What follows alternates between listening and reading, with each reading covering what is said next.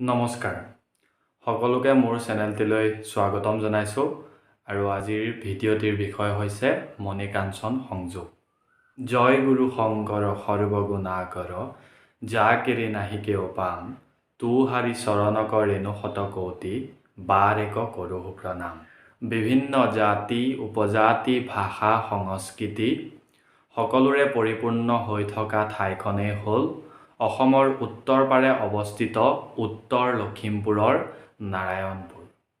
12 বৈষ্ণৱৰ জনমভূমি বুলি নাৰায়ণপুৰকেই কোৱা হয়। মহাপুৰুষ শ্ৰী শ্ৰী মাধৱদেৱ পৰম গুৰুজনাৰ জন্মস্থান লেটেকুপুখুৰী নাৰায়ণপুৰতেই অৱস্থিত হৈ আছে আৰু দুইজনা গুৰু মিলনৰ থান ঐতিহ্যমণ্ডিত শ্ৰী শ্ৰী ধোৱাহাট বেলেগুৰি সত্ৰও নাৰায়ণপুৰতেই বৰ্তমান অৱস্থিত হৈ আছে। গতিকে সেই দুয়োজনা গুৰুৰ যি মিলন হৈছিল, মণিকাঞ্চন সংযোগ হৈছিল, সেই মণিকাঞ্চন সংযোগৰ বিষয়ে আপোনালোকক মই দুআষাৰ জনাবলৈ প্ৰয়াস কৰিম। ভিডিঅ'টি সম্পূৰ্ণকৈ চাই থাকিব। যদি ভিডিঅ'টি ভাল পায় তেন্তে এটা লাইক কৰিব, কমেণ্ট কৰিব আৰু শ্বেয়াৰ কৰিব। পঞ্চদশ শতিকাতে ভাৰতবৰ্ষৰ উত্তৰ পূৰ্বাঞ্চলক একেডাল আধ্যাত্মিক ৰজ্জুৰে বান্ধি ৰাখিবলৈ মহাপুৰুষ শ্ৰীমন্ত শংকৰদেৱ আৰু শ্ৰী শ্ৰী মাধৱদেৱ পৰম গুৰু দুজনাৰ মিলনৰ অৰ্থাৎ মিলনভূমি ধোৱাহাট বেলেগুৰি, যাক মণিকাঞ্চন ক্ষেত্ৰ বুলি অভিহিত কৰা হয়। সাম্প্ৰতিক কালত মণিকাঞ্চন সংযোগ বিষয়টি ভাৰতবৰ্ষ বা অসমৰ ইতিহাসত এক গুৰুত্বপূৰ্ণ বিষয়ৰূপে বিবেচিত কৰা হৈছে। শ্ৰী শ্ৰী মাধৱদেৱ পৰম গুৰুজন নাৱেৰে ভৰাৰী ডুবিলৈ আহি আছিল আৰু ভৰাৰী ডুবিলৈ আহি থকা অৱস্থাতে তেওঁৰ মাতৃৰ শৰীৰ অসুস্থতাৰ কিছু সংবাদ পায় আৰু সেই সংবাদ পাই মাধৱদেৱৰ মন দুখেৰে ভৰি পৰিল। সেই সময়ত মাধৱদেৱ আছিল শাক্তধৰ্মীৰ লোক। সেইবাবে তেওঁ দুৰ্গতিনাশিনী দুৰ্গা দেৱীক স্মৰণ কৰি শৰৎকালীন দেৱী পূজালৈ বুলি এযোৰ বগা পাঠা ছাগলী আগবঢ়ালে, কেৱল মাকৰ শৰীৰ আশু আৰোগ্য কামনা কৰি।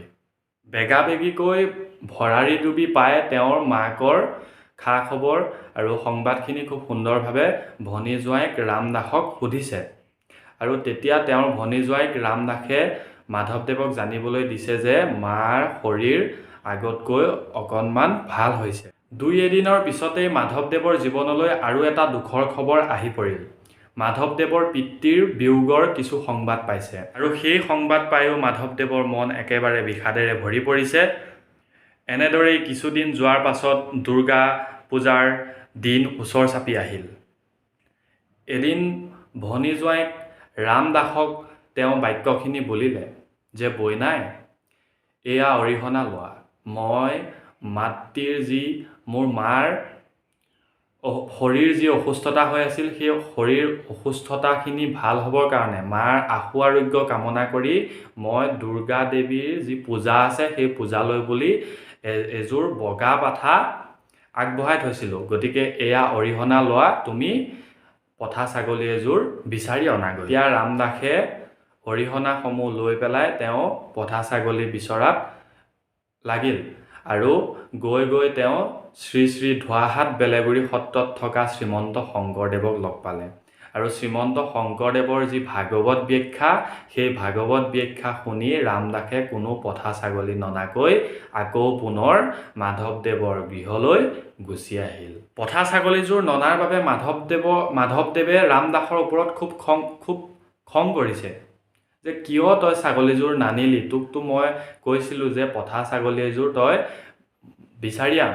দুৰ্গা পূজা ওচৰ চাপি আহিছে, গতিকে মই দুৰ্গা পূজাত সেই ছাগলীযোৰ দেৱী গোসাঁনীৰ ওচৰত অৰ্পিব লাগে। মাধৱদেৱে খঙত কৈছে ৰামদাসক যে মৰ নামত হুং কৰা, বুদ্ধিত পাগল, বিহানে টকা দিলোঁ নানিলি ছাগল। তেতিয়া ৰামদাসে কৈছে, কি পঠা কৰাৰ, যি বাধা কৰ্ম কৰে সি নৰকতহে পৰে। মাধৱদেৱে আকৌ কৈছে যে মূৰ্খৰ আগত যেনহে কথা কহ তই, ধৰ্ম চিনাঅস নাজানোহো মই। ৰামদাসে তেতিয়া কৈছে, মোৰ আগতহে বৰ গোট, শংকৰৰ গুৰি পালে তুমি হবা লোট সোধ।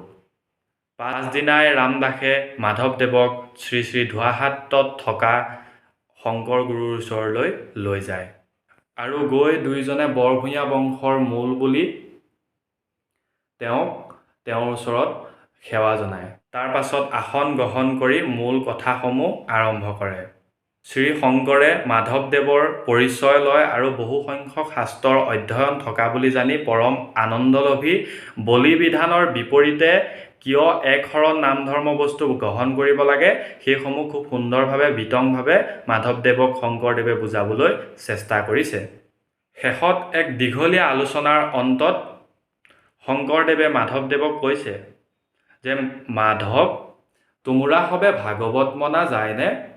তেতিয়া মাধৱ পুৰুষে কৈছে যে যায় ভাগৱত মনা যায়, ভাগৱত হৈছে আমাৰ মূল শাস্ত্ৰ। শংকৰদেৱে কৈছে তেতিয়াহ'লে শুনা মাধৱ, তৰুমূল নিষেচনেন তিপ্পন্তি তৎস্কন্ধা ভুজোপশাখা প্ৰাণোপহাৰাশ্ৰ যথেন্দ্ৰিয়ানং তথা সৰ্বস্যান মুষ্য তেভু। অৰ্থাৎ বৃক্ষৰ মূলত যেন দিলে আনি জল, হুৱয় ত্ৰিপিতি তাৰ পত্ৰ পুষ্প ফল, ডালে পাতে সিঞ্চে যদি মূলত নেদয়, কদাচিতো ডালপাত ত্ৰিপিতি নহয়। অৰ্থাৎ আমি সদায় এজোপা গছৰ গুৰিত পানী দিব লাগিব, তেতিয়াহে গছজোপাই তৃপ্তি লাভ কৰিব পাৰিব। যদি গছৰ ডালপাতত যদি আমি পানী দিওঁ তেতিয়াহ'লে গছজোপাই কোনোপধ্যে তৃপ্তি লাভ কৰিব নোৱাৰে। ঠিক সেইদৰে আমাৰ মূল গুৰিজন হৈছে শ্ৰীকৃষ্ণ। গতিকে সেই শ্ৰীকৃষ্ণকে যদি আমি প্ৰাৰ্থনা কৰোঁ তেতিয়াহ'লে সকলোৱে পাই যাব, সকলো দেৱ দেৱীয়ে পাই যাব। আমি ৩৩ কোটি দেৱতাক কোনো ভাগকৈ পৃথকভাৱে আৰাধনা কৰিব নালাগে বা নকৰিলেও হয়। আমি কেৱল ভগৱান শ্ৰীকৃষ্ণকেই যদি আমি নিজৰ মনত সাৰোগত কৰি লওঁ, নিজৰ হৃদয়ত যদি ভগৱান শ্ৰীকৃষ্ণকেই স্থাপন কৰি লওঁ, তেতিয়াহ'লে আমাৰ বেলেগ দেৱ দেৱীক কোনো পূজা অৰ্চনা কৰি থাকিব নালাগে। বাক্য কেইষাৰিকেই সাৰোগত কৰি তেওঁ অৰ্থাৎ মাধৱদেৱ শংকৰদেৱৰ ওচৰত পতিয়ন গৈ শংকৰদেৱক গুৰু মানি সেৱা জনালে আৰু দুয়োজনা গুৰুৰ মিলন ঘটিল। সেয়া আছিল 1522 খ্ৰীষ্টাব্দৰ কথা। ধোৱাহাট বেলেগুৰিত দুয়োজনা গুৰু অতি সুন্দৰ আৰু শুভ যুগত সংযোগ হৈছে।